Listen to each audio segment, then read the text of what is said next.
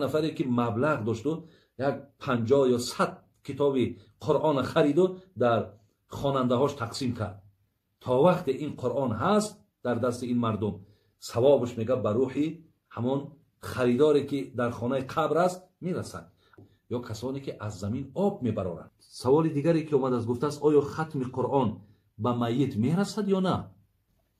بابای حاجی میرزا گوید که آیا تبریک گفتن در روز جمعه درست است یا نه؟ خب آیا خون طهارت را میشکند؟ سوال دیگری آمده است که اذان فرض است یا سنت؟ بسم الله الرحمن الرحیم. حمد به حد، ثنای به اعداد، بر خدای که نور ایمان داد. غافر است و رحیم و رحمان است، پاک از عیب و شرک و نقصان است. صلوات خدای هر ساعت، بر رسول که هست زود طاعت. نام پاکش محمد عربی است، صلی الله علیه و سلم راهنماینده بزرگ و سبی است. السلام علیکم و رحمت الله و برکاته. باز هم برادران و خواهران بسیار گرامی، شما را به این روزهای بسیار سعید و بسیار روزهای نیک تبریک و تهنیت میگویم و از خداوندی که بسیار توانا و از خداوندی که بسیار بزرگ است خواهان او هستم که خداوند ما و شما را در این حیاتی که مقدر کرده است همیشه با توفیق و همیشه با یاد خودش نگه دارد و از الله مهربان خواهان او هستیم که خدای مهربان مشکلات هامانه، سختی هامانه از بالای سرمان دور گردانه و از خدای مهربان خواهان او هستیم که خداوند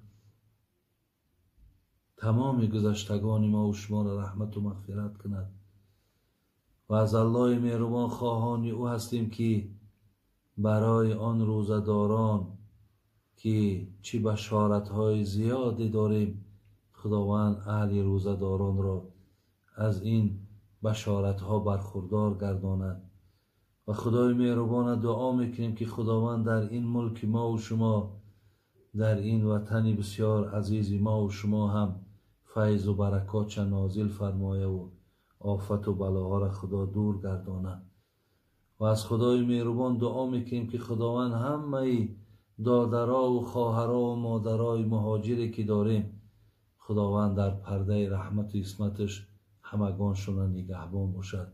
خداوند مشکلات ها را از بالای سرتان دور کنه، با کاراتون در خداوند برار و برکت دیه. برادران و خواهران عزیز، الله مهربان میفرمود اعوذ بالله من الشیطان الرجیم فاسألوا اهل الذکر این کنتم لا تعلمون.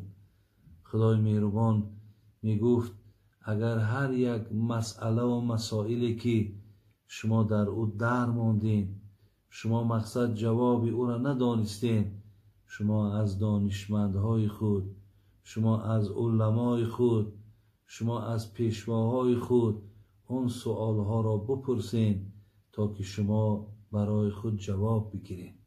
انشاءالله برادران عزیز، من خدا خواهد چند سوالی که در پیش دارم برای شما سوالهاتون را جواب میگردانم تا از خدای مهربان خواهان او هستم که خداوند بعد گوش کردن این برنامه ها و بعد گوش کردن این سخن ها خداوند باز هم توفیق های ما را، محبت های ما را به سوی دینش زیاد بگرداند. اینجا سوال آمده است که بابای حاجی میرزا گوید که آیا تبریک گفتن در روز جمعه درست است یا نه؟ زیرا بسیاری ها این را بدعت میگویند. برادران عزیز و گرامی،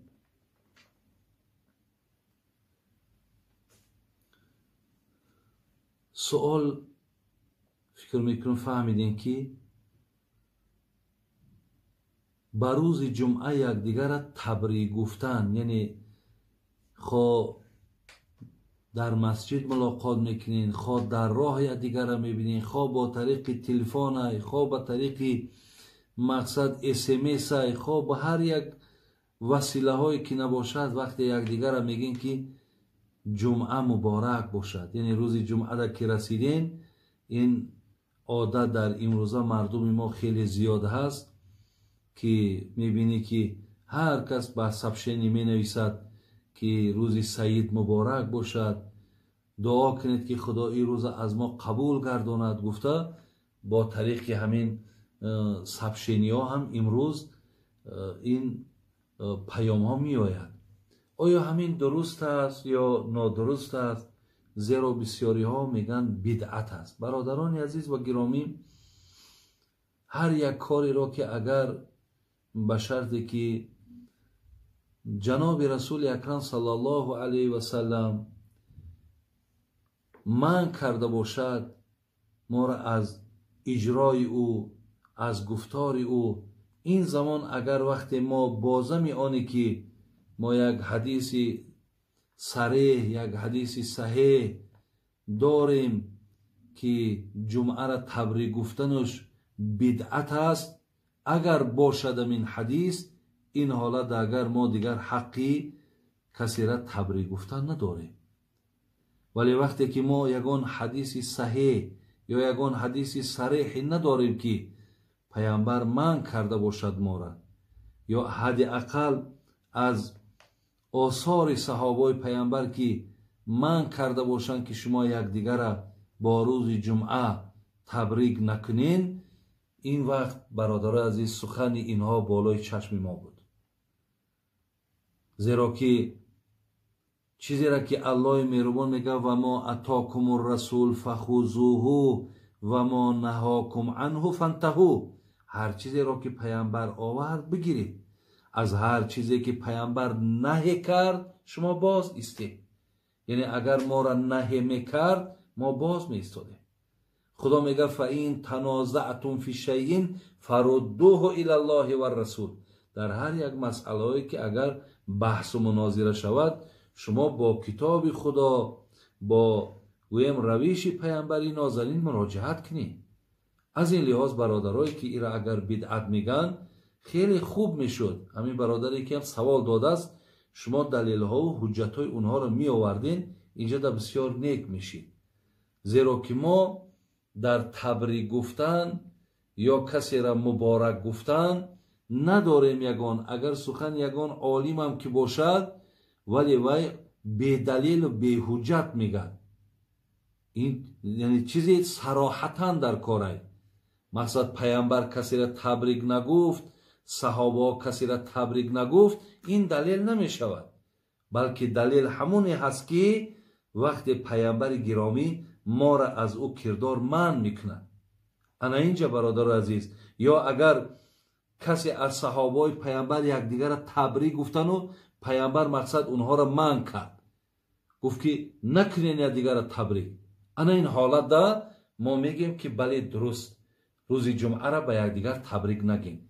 لیکن وقتی که این حجت نیست، وقتی که مثال میارن یک عالم از مقصد خواه پاکستان است، خواه از عربستان است، خواه از عراق است، فلانی عالم گفت، عالم برادر عزیز اینجا حجت نمی شود.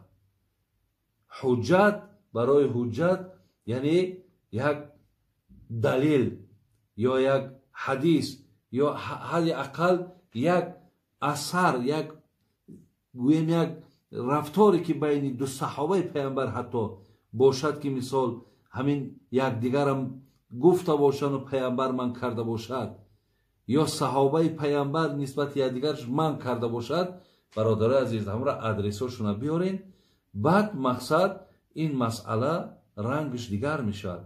حاضر ما این خیلی حجت برادر عزیز نداریم. لیکن بینین حدیث های پیامبر ما که از ابن عباس جناب ابن ماجه که در رقم 1098 حدیث میارد، میگه از ابن عباس میگه که این هذا یوم عید جعله الله للمسلمین، یعنی همین روزی برادرای عزیز، روزی جمعه را پیامبر نازنین گفتن روزی عید است. چرا که همین روزی عید قربان، عید رمضان داریم، یکدیگر را مثال در یک سال یک بار عیدا مبارک شوه میگیم. و همین روزی جمعه هم اگر بگیری با در مرتبه و در مقام این از روز جمعه و از روز مثال از عید قربان و عید رمضان در مقام و مرتبه با روز جمعه بلند است. از این لحاظ ما نمیتونیم برادرای عزیز که این روز عیدمان هست ما بگیم که نه تبریک گفتن یعنی بدعتش که گفتیم معناش همین میشه که کسی را بگی که جمعه مبارک شوه، تو با سبب همین گفتگی تو در گمراهی میرای و آدم گمراه جهنم میرود. برادرای عزیز اینم هیچ امکان ندارد من گفتم که حجت باشد، اینجا عقلگرایی نکنیم، زیرا معنای گپ شما همین است که اگر کسی را گویی که جمعه مبارک شود دوزخ میره. برای همین برای هر یک گپ زدن حجت در کار، یک حدیث پیامبر بیار، از آثار صحابه بیار، یا گفتگوی دو صحابه که دیگر تبریک گفتن پیامبر منشور کرده باشد بیارین، مرحمت قبوله. لیکن این خیل فلانی گفت فلانی عالم دلیل حجت نمیشه. برای همین برادرای عزیز مبارک گفتن، تبریک گفتن انشاءالله یگان باقی ندارد. تا با من انشاءالله اگر حیات باقی باشه، انشاءالله زنده باشیم، شما نویسین، مقصد در همین شبکه‌ای که حاضر من برآمد که هستم در همین نور تیوی، در همین شما نویسین همون حجتایی که برای بدعت بودنش بیارین، حجت‌ها را من میبینم انشاءالله با در همین جوابش برای شما میگردونم که من مقصد یا خطا کردم. اگر من خطا کرده باشم من اعلان میکنم من خطا کردم، لیکن اگر به شرطی که حجت نآوردین من میگم که این یگان باقی ندارد. خب سوال دیگری که آورده است گفته است خب آیا خون طهارت را میشکند؟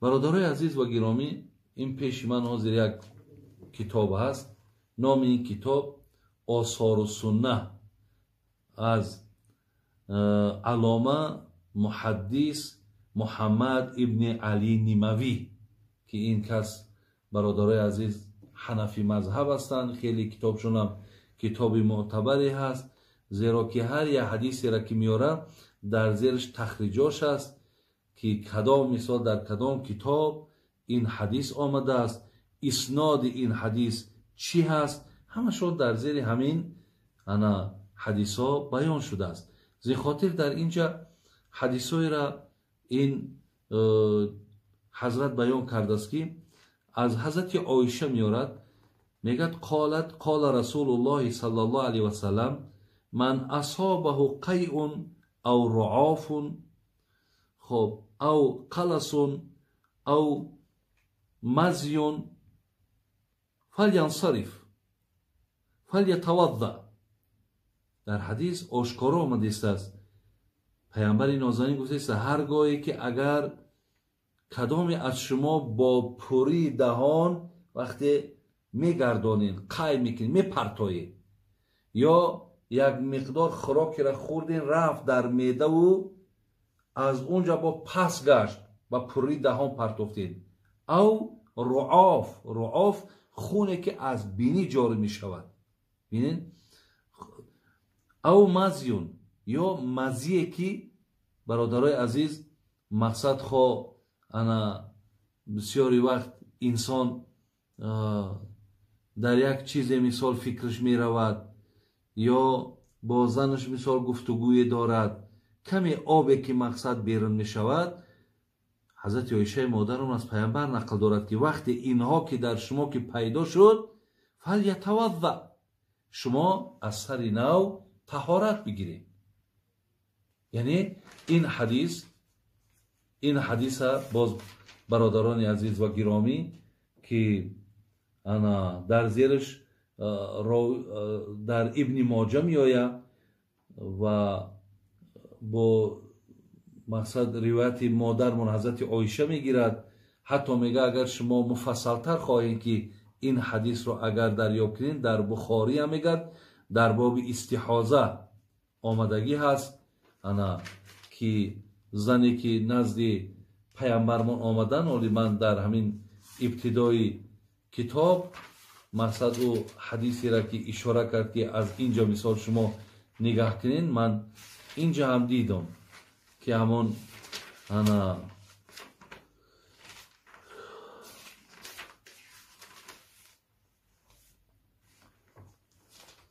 خلاص برادران عزیز، اگر چنده که این مسئله را مقصد در مذهب امام شافعی، در مذهب امام شافعی مقصد آمدن خون جاری را، یا مذهب امام مالک اجازت میتن که اگر خون جاری هم که باشد مقصد شکننده طهارت نیست. اونا دلیلای کاز میارن. این حاضر ما در باب استحاضه از همین کتاب حضرت، همین جا حضرت عایشه مادر میگه جاءت فاطمه تو بنت ابی حبیش، همین حضرت فاطمه دختر ابی حبیش پیش پیامبرمون آمد و از زیاد آمدن خون یعنی چیکار کرد؟ شکایت کرد که مقصد من نفری هستم که همین خون زیاد میره. استحاضهش برادرها و خواهرای عزیز یعنی مدت های 3 روزه، کمترینش، اکثرش 10 روزه. وقتی ای 10 روز زیاد که آمد او را استحاضه میگن. ولی در آخری حدیث هم مقصد نگاه کردم که پیامبر نازنین هم در همینجا اشاره کردن که یعنی خب گفتن که فقال لا، گفتن انما ذلك عرق ولیست بالحیضه. گفتن فاطمه گفتن او یکی از 10 روز زیاد میآید، گفت او دیگه حیض نیست. او را گفت ذالکه را عرق میگن، یعنی عرق خونه که از رگ بیرون میشود. یعنی وقتی که خونه که از رگ بیرون شید، طرف فاطمه دختر ابی حبیش پیامبر چی گفت؟ گفت که برای طهارت کن، یعنی بخون طهارت که گفته. همین را حضرت هم دلیل آورده است و حضرت امام ابو حنیفه هم همین را برای ما و شما اسناد کرده است که اینجا چند حدیث ها است، ولی با استناد این حدیث ها در مذهب خودمان خون شکننده طهارت به حساب می رود. اون امام شافعی هم از غزوه ذات الرقاع از حضرت جابر دلیل میارد که صحابه مقصد نماز میخواندن، زمانی که در بدن او تیر رسید و از جای تیر خون جاری شد ولی وی نمازش مقصد قطع نکرد. برادر عزیز، اینجا هم دانشمندای مذهب حنفی میگن که او حالت اضطراری بود، یعنی در یک حالت ضرورت قرار داشت. اگر همین خیلی حالت در بالای ما هم که بیاید، ما به همون خون جاری هم نماز ما نمیخوانیم. یکی گپ در سر این است که اولی ما در میدان جنگ نیستیم، آیا تیر در بدن ما نیست؟ در این حالتهایی که امروز ما قرار داریم، برادران عزیز و گرامی، با حدیثی که جناب امام بخاری حتی میارش که این زنی که پیش پیامبر آمد که از 10 روز زیاد شد، دیگر خون استحاضه گفت خونی رگ است. گفتی مثلا این دیگه حیض نیست، زیلیاز از خون استحاضه گفت، یعنی از برآمدن خون گفت. بچه هم دیگر چیکار کرد؟ طهارت کرد. برای همین شکننده طهارت این خون به شمار می رود. خب حتی همون بسیاری از حتی پیروای امام شافعی، حتی پیروای امام مالک، خودشون هم در همین مسئله رخصت دادن جاری شدن خونم بحث و مناظره ها دارند که حتی میگن این خونه که جاری می شود به آیت قرآن ثابت است که خون مقصد خودش این نجیس هیاخه. وقتی نجیس که از بدن ما بیرون می شود، یا خون وقتی که در لباس می زند به نماز میکند کو زین لحاظ حتی همون صحابه هم که خان با همون خون جاری او خون جاری لباس شب به نماز میکند کو گفته با در بین خود همین دانشمندای امام شافعی و امام احمد حنبل بحث و مناظره است. زین لحاظ برادران عزیز و گرامی خون طهارت را میشکند. لیکن در مسئله خون یا زرداب اگر من طهارت داشتم یکی مبادا بینیم خون سر کرد یا یک جای زخمی بود خونش جاری شد یا زرداب جاری شد این حالت در استنجا یعنی بین پا شستن شد ضرورت نداره فقط شما باقی اعضا را دست رو میگیم تا پامونم داخل میشود همین ها را میشویم تمام دیگر ما صاحب طهارت میشیم. برادر عزیز اینجا با سوال دیگری آمده است که اذان فرض است یا سنت؟ اذان برادران عزیز سنت است. الاذان سنتون یعنی اذان برادران عزیز از زمره حکمش سنت است. خب یعنی واجب و فرض نیست. سوال دیگری که اومد از گفته است آیا ختم قرآن به میت میرسد یا نه؟ ولی همین مسئله هم برادرای عزیز بسیار بسیار بحث و مناظره زیاد پیدا کرد از حساب همین شبکه هایی که مثل همین وصال حق و مثل اینا توحید و مثل دیگر اینا کلمه و از جانب همون نفرهایی که این برنامه ها را میبرند از زبان همونها مقصد برآمد که ثواب مقصد انا ختمایی که می شود ثواب خیرهایی که می شود همین ها مقصد بر روحی مرده ها تا نمی رسد. این معلوم است برادر عزیز که این اعتقاد اهل سنت نیست.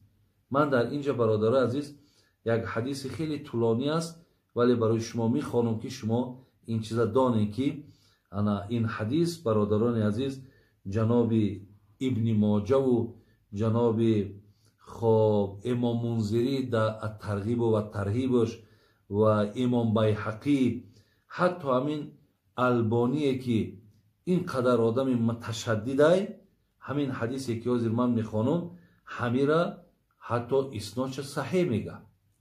خب بیاین به حدیث میخوانیم از حدیث میفهمیم که ثواب این کردارهایی که در اینجا یاد میشوند همهشون میگه با روح مرده های شما میرسد.